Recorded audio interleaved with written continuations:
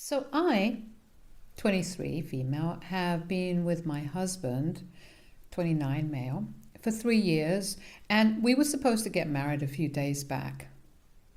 It didn't happen the way I wanted it to because my psycho mom pulled some really messed up crap, which ended up sending me to the hospital with a crazy allergic reaction.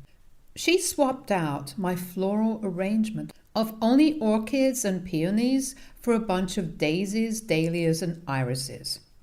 I have a severe pollen allergy and also asthma, so it's really bad for me to be around pollen-heavy flowers, which all of the ones I mentioned above are. And the wedding venue was loaded with those flowers, which drove me nuts and triggered an asthma attack so bad that I had to go to the ER, all thanks to my mom. For context, my mother, 44, female, and I don't get along, as you all might have concluded by now. Growing up, my parents lived separately for a while, and I got used to that. They had a lot of differences back then, so they separated when I was 7, but they ended up getting back together when I was 15 or so. Just so we're clear, my parents were never divorced and were still married on paper, but they lived separately and lived separate lives. I visited my mother every other weekend, but she'd never have time to spare for me, and I'd end up spending most of my time by myself in my room at her place.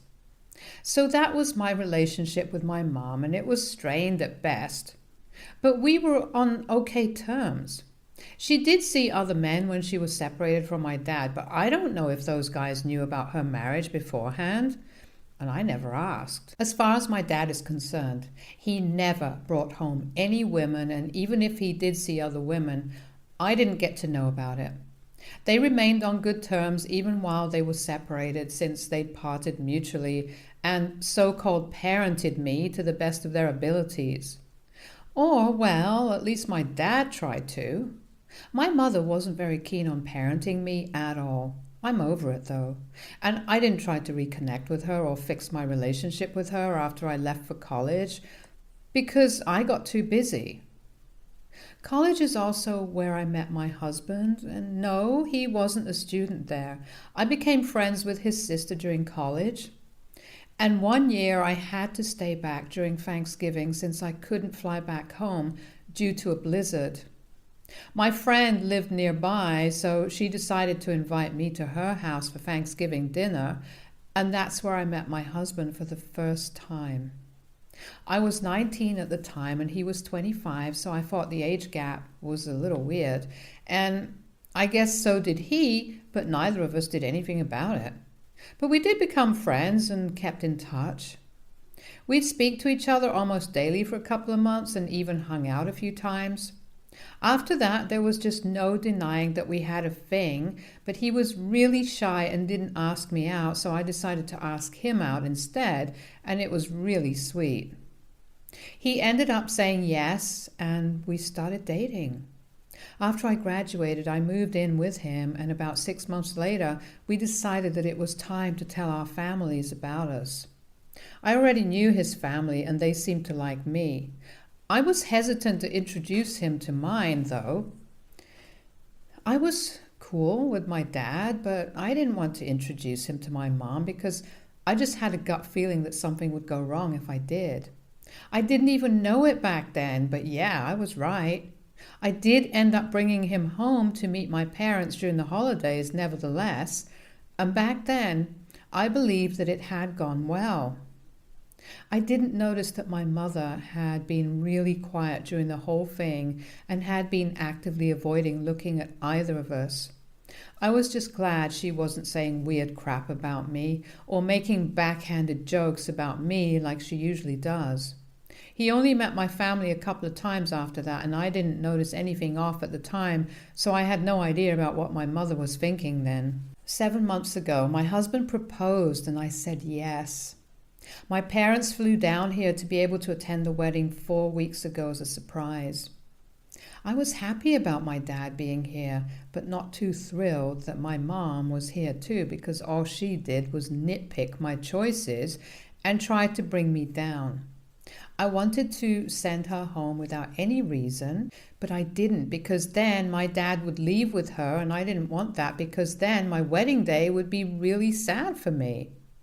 My dad wasn't exactly aware of the Cold War between my mother and me, and I didn't want to tell him about it either because that would just lead to a load of unnecessary drama, because he'd want me to confront the issue and try to sort it out with her, which I just really didn't want to do. So I put up with her just for my dad's sake, and in hindsight, I probably shouldn't have, for my own and my dad's sake.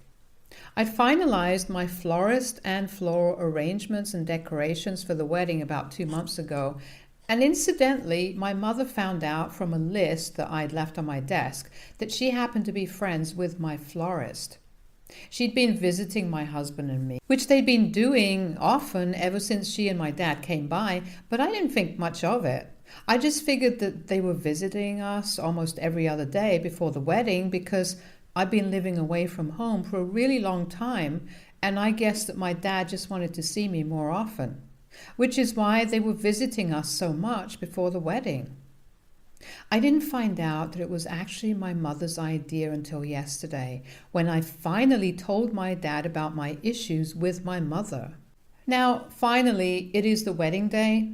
3 days ago, I was supposed to get married, but like I already said, I ended up in the hospital because my mother had swapped the hypoallergenic flowers I'd picked for my wedding for a bunch of pollen-heavy flowers. It triggered my asthma, and I landed up in the hospital for the day, which obviously meant that I had to delay the wedding.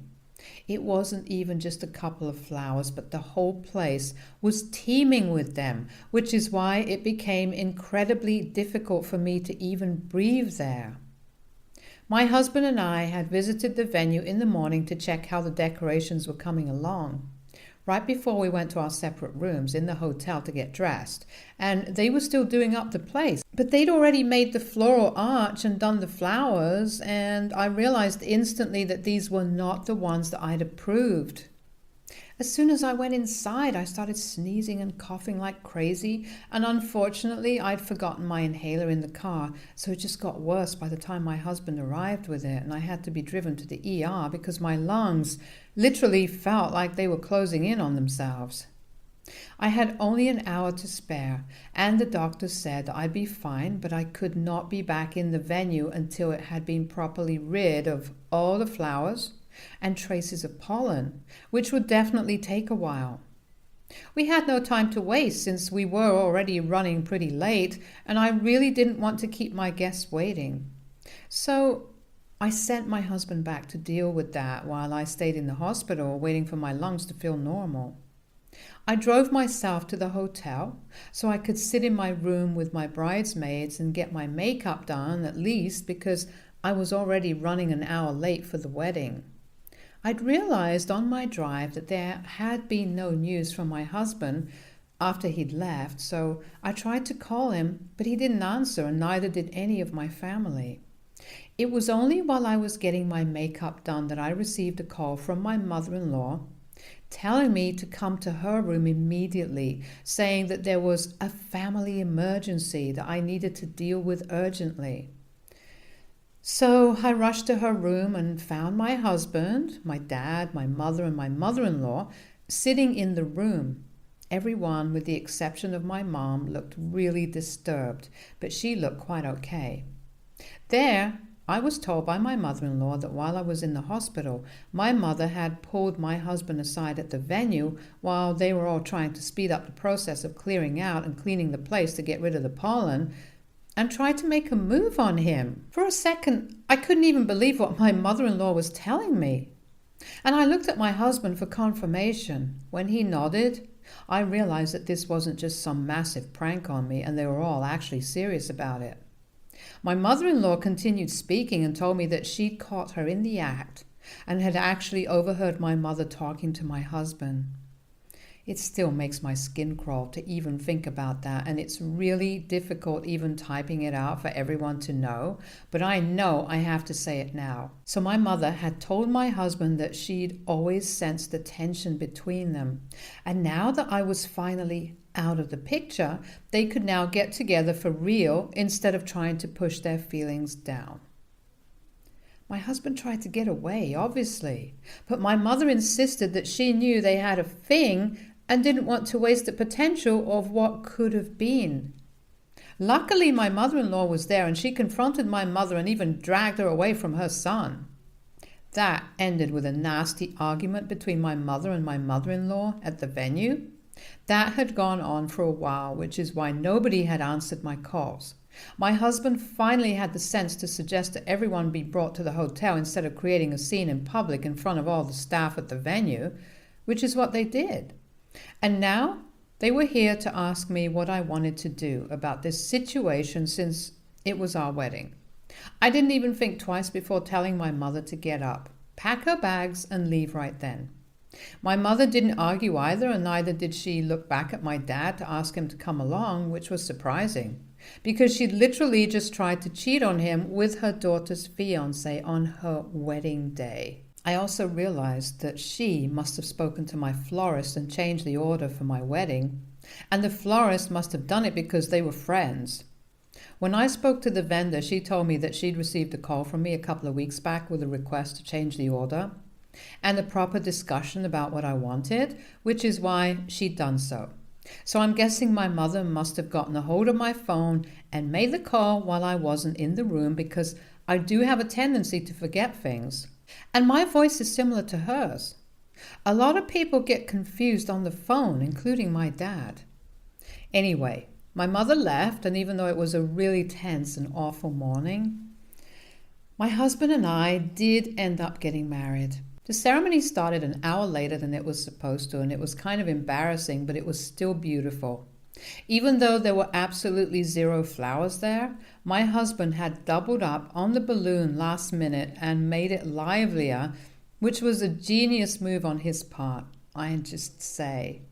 That was a couple of days back, and I didn't address the thing about my mother for a while because as a newlywed, I just wanted to enjoy the first few days of my marriage instead of letting my mother's craziness ruin it for me. But yesterday, my dad finally visited and we talked about what happened. We hadn't spoken much after my mother left, and I didn't have enough time to speak to him at the wedding, even though he did walk me down the aisle. He'd stayed here at the hotel, but he's supposed to leave today, which is why he paid me a visit last evening. It was awkward, but he did tell me that he hadn't spoken to my mother since she left and truly didn't know what to expect. I told him all about the issues I had with her, and he seemed really surprised because he had never picked up on any of it. It wasn't surprising because my dad had always been sort of oblivious when it came to social cues and stuff like that. So I forgive him for never noticing the tension between my mother and me. However, I did tell him that I'd put up with her long enough for his sake only, and now I wasn't ready to do that anymore. I know he loved her, but I wasn't going to sit around pretending that I was okay with it anymore, and she'd already proven that she wasn't worthy of being with anyone, let alone my dad. So I gave him an ultimatum and told him that he could either divorce my mother and never see her again, or else I'd be the one going no contact with him. He seemed kind of shocked, because he clearly hadn't expected me to take this stance, but I couldn't stand my mother, and I don't think anyone in my place would have done things differently. She'd sent me to the hospital on my wedding day just so she could make a move on my husband. I mean, if that's not truly psychotic, then I don't know what is. My dad said that he needed to go back to the hotel and pack for his flight when I gave him the ultimatum, and didn't give me a proper answer at the time, and he hasn't spoken to me since. My husband and his family don't think I've done anything wrong because what my mom did was way out of line.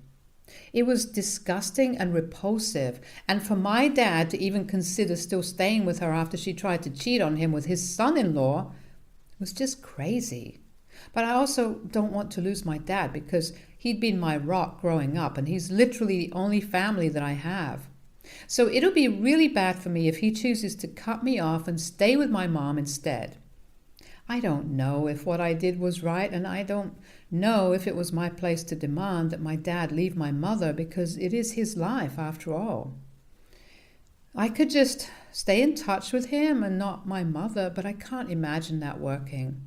I feel like I'm being too hard on him because he's just gone through something just as bad as me, since it was his wife and the mother of his child who just tried to cheat on him, so he doesn't have it any easier than I do. So, AITA for giving my dad an ultimatum and asking him to pick between divorcing my mother or staying in touch with me. Update 1. Hi. So I talked to my dad after almost a week and well, he's still on the fence. I went through the comments on my post and realized that most of you believe that I should cut ties with my dad as well and shouldn't wait for him to leave my mom. As much as I would have loved to do that because it would have been a lot easier than facing this emotional roller coaster, I can't because I love my dad. Like I said earlier, I want to put myself first and stop talking to him, but my life would feel empty without him. I already practically don't have a mother because the one I do have, well, it's better to not have one than have her as my mom. And my dad and I have been close ever since I was a child, so it'll just be really difficult for me to cut him off and pretend to be okay with it. I wish I was as strong as everyone in the comment section is, but I'm really not, and things like these are just easier said than done, truth be told. There was also a particular section of people who believed that my husband had already cheated on me with my mother because of how comfortable she sounded while hitting on him, and thought that he didn't reciprocate only because he knew his mother was around. Well, as charming as that theory is, I don't think that's true at all. My husband and I are quite serious about each other and are very much in love. So for him to think about another woman, let alone my mom, is just really unlikely. I know I sound like I'm exaggerating or bragging, but it's just a fact. My husband is very loyal to me, and I don't appreciate the insinuation that he might have already been cheating on me, especially with my own mother. That's just disgusting. And since a lot of you asked why I hadn't called the cops on my mother when she triggered my allergies on purpose, the reason was that it was my wedding day, and police at a wedding is hardly ideal. I was already running late, and I just didn't want that extra hassle and drama, so I told her to leave instead. She lives in a different state, so it's very unlikely that she'll be able to do anything to put me in harm's way after this, and if she does, I'll definitely call the cops, because then I won't be worrying about my guests or the 1,000 tasks I have to do before and after my ceremony. So yes, long story short, the reason I didn't call the police was because it was my wedding day. That was also the reason I let my florist off the hook, because the goof up actually wasn't her fault. She couldn't tell the difference between my mother's voice and mine, which was an honest mistake. And even after that, she did send me a text to confirm my order, but I never opened it. She didn't ask me again either, because she was busy with a lot of orders since she was handling a lot of weddings in a week. Like I said, I'm really forgetful, and I guess that was kind of on me. She did give me a discounted rate, though. As for my dad, I don't know what to say. I mean, he said that he's still thinking about what to do regarding the situation with my mother. He said that she apologized to him and said that she just got a little carried away. I don't know how that's an adequate defense for anything at all, but whatever. That's not even my concern. I don't care for her excuses. But apparently my dad does. He told me that they've gone back to living separately and he's been contemplating what to do next. I don't understand what exactly he's contemplating, because I think there's a very clear and obvious solution to his problem: a divorce. That woman tried to cheat on him, for the love of God. I'm not going to tell him what to do. It should be his decision.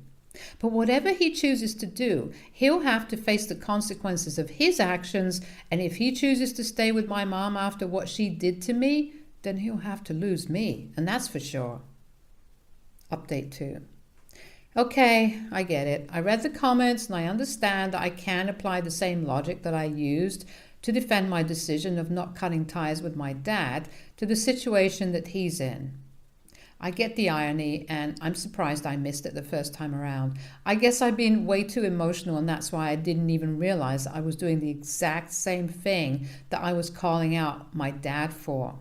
Defending him and continuing to condone his messed up behavior, but refusing to cut him off. I know now that there's not much to do but just let this go. I can't continue to think emotionally and let my heart run the show if I want peace of mind.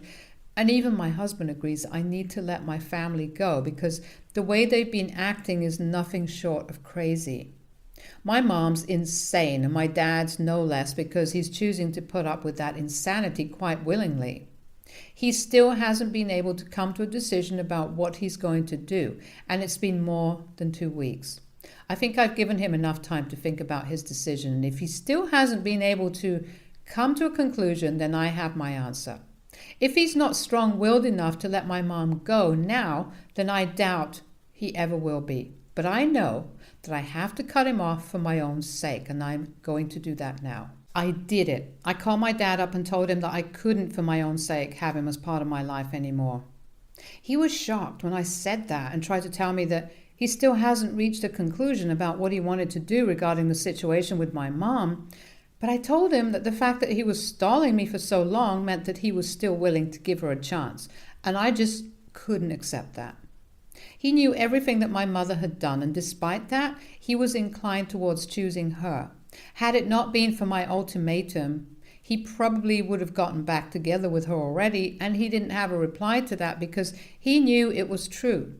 It was very difficult for me to bring myself to say it, but I did tell him that as parents, both of them had let me down. My mother had done something unforgivable, and he was no better for letting her get away with it without almost any consequences.